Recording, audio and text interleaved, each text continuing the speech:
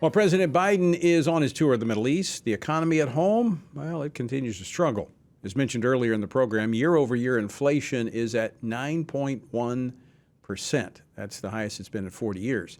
And today, the Bureau of Labor Statistics announced that the Producer Price Index, that's PPI, a measure of the prices received for final demand products, soared 11.3% from a year ago, a surge primarily caused by a jump in energy cost. Now, the president has repeatedly said that inflation and getting under control is his top priority.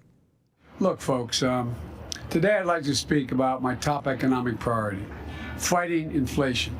But we've never seen anything like Putin's tax on both food and gas.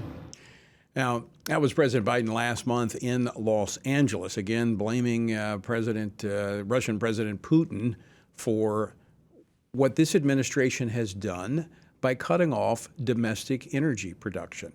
Now, another thing, if the president and his administration would spend half as much time focused on bringing down the price at the pump as they do pushing abortion and transgenderism on America, American families would not be in the financial bind that they're in.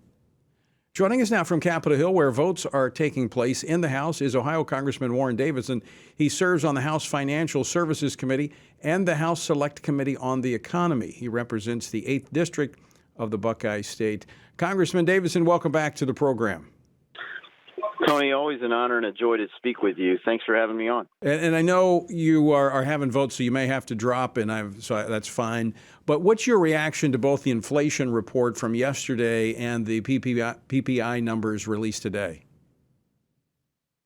Not surprised at all. Frankly, I thought there was a solid chance that they would actually report double-digit inflation. And for many things, people are seeing double-digit inflation. The good news is some prices are coming down. Gas prices generally are trending down. And that's showing that the Fed's actions and, they always say the cure for high prices is high prices, which isn't a good thing, but it has an effect on demand. When everything gets more expensive, demand falls back. And you are seeing lumber prices, for example, and certain commodity prices pull back. And some people say that's the sign that we're starting to enter a recession. And, the textbook definition is 2 consecutive quarters.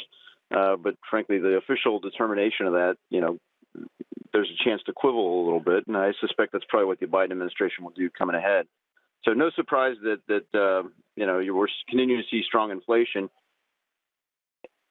off of the actions of the federal government. And, we created the Sound Money Caucus back in July of 2020 because we had some unique insight. It's just the same thing throughout history. When you print money, it's going to cause inflation. And unfortunately, we were seeing that. Right. But it's made even more significant and more poignant by the fact that we have, like the PPI numbers being primarily driven and fueled by the high price of energy. This is this is a self-inflicted wound by the Biden administration when it comes to the economy, is it not? Absolutely, because look, we were starting to pull back a little bit. There were problems with the economy, but we had done a lot of spending. Some of it was needed to bridge the impact of COVID, probably more than was needed even under the previous administration. But the Biden administration dumped even more fuel on a fire that was already pushing the boundaries. And so that $2 trillion American Rescue Plan, as he called it, I refer to it as the American Inflation Plan. It did that. But then you add the policies that he put in place on energy in particular. And, right now he's 6,000 miles away in Saudi Arabia groveling for more fuel and energy for America's economy when he could have flown a few hundred miles to an energy producing sector of the United States and changed his policies and said, let's produce more American energy. And he was unwilling to reverse his policies. Why? Because it's a feature of the Green New Deal. He campaigned on high energy prices.